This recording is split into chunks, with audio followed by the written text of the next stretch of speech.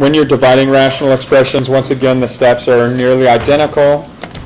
In fact, you just make one manipulation before you start the problem, then everything else is the same.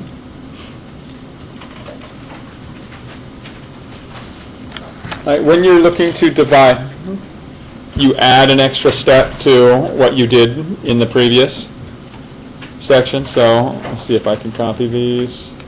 Okay, so all of these steps are still going to be used. The only change is we're going to add something I can call just a step prior to factoring, and that is you're going to invert and multiply. You're going to convert this from a division problem into a multiplication problem. And dividing is just multiplying by the reciprocal. So what we're going to do is we're going to take that reciprocal, we're going to invert the second fraction, and we're going to convert it into a multiplication problem. So if we take this, x cubed over x minus 2, and we turn it into a multiplication, we can do that by flipping our fraction. So the 2x squared gets moved to the denominator, and the 2 minus x gets moved to the numerator. Now, if in any time that we factor in this step 1, I always want you to write your factors with a leading coefficient that's positive, and I want it in standard form. So this denominator right here, written in standard form as negative x plus 2. And if I want the factor written with a positive leading coefficient, what are you going to have to factor out of those two terms? Factor out a negative. So the negative x becomes positive, the 2 becomes a negative. The reason for this is you want to be consistent and systematic in how you approach this. By doing that step when you're factoring, it allows you to see these hidden factors where if the x minus 2's are common factors. And so if you simplify, cancel your common factors, and multiply across the top, you get a negative x, and multiply across the bottom, you get a 2. So here is your solution. Once again, you go back and look, did you cancel any factors from the denominator? When you look in this, here and here are two factors that got completely eliminated. So we need to restrict the domain for those. You see that x can't be a 2 here. Is that shown in the simplified form? No. So you have to identify that. You also see x can't be a 0. Is that shown in the simplified form? No. So you need to restrict the domain for those two expressions, or those two values.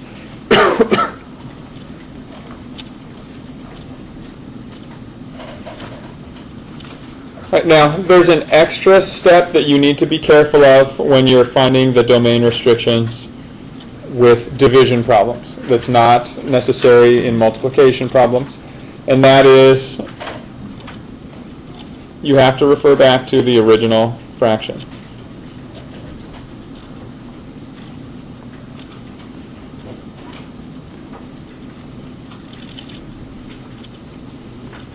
When you look at the original fraction's denominator, you have to take into consideration any domain restrictions that are necessary to prevent division by 0 in that original fraction.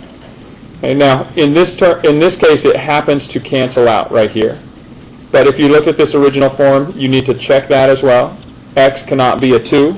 Is that shown in our simplified form? It's not shown in that form, but we've already restricted that value. So you have to restrict any values that would give you division by 0 in your original fractions as well. Okay? So be careful on that. You'll see an example of that here in this next problem. Okay? So what I'd like you to do again on page 32 is try the next sample problem, number 4. All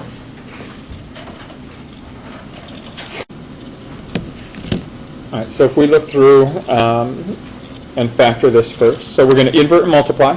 You can kind of combine those two steps into one. The left fraction is going to stay exactly as it is. We have the difference of squares.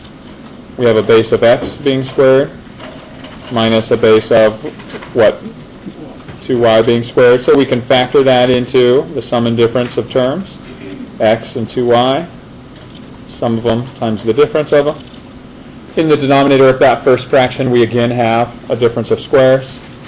or we can factor it into the sum and difference of the terms x and 3. And now we can turn this into invert and multiply, turn it into a multiplication problem. So we move this x from the denominator up to the numerator, and then we look to factor this numerator. It's a perfect square trinomial form. Our first term has a leading coefficient of 1, so our first terms are x. Are there two factors of positive 2 whose sum is negative 3? Negative 2 and negative 1, and you just add the y on. If it has that extra term in it, or that factor, it's fine. Just add it to your binomial factors. And then we can cancel any common factors here. So as we go through and cancel common factors, we have x minus 2y. That's it. There's no other factors that cancel. So our solution winds up being x times x plus 2y all over. And then just write your factors just as they appear. Okay, there's no need to expand these out into polynomial form. And leave them as factors. This is the correct form for your answer here. Now we go to our final step, which is to check for domain restrictions. Here's a factor that got canceled from the denominator. According to this factor, what can x not be? Can't be 2y. Is that shown in the simplified form here? Is that apparent? No. So we need to say x cannot be 2y. And here's where you need to go refer back. Anytime you have division, a division symbol should automatically lead you to check the domain restrictions of the original second fraction. What do you know x can't be according to this? So you know x can't be a 0. Is that apparent in this simplified form? No. So once again, you do need to include that domain restriction. And this is by far the most common one that's left off. And it's left off because of that. You have to refer back to the original denominator. Now, if the original numerator equals 0, you'd have to restrict those values as well. But those are going to be restricted when you invert it and multiply. It's the part that started it originally in the denominator that gets moved up to the numerator that's not going to be apparent in these types of problems. So just be careful with that.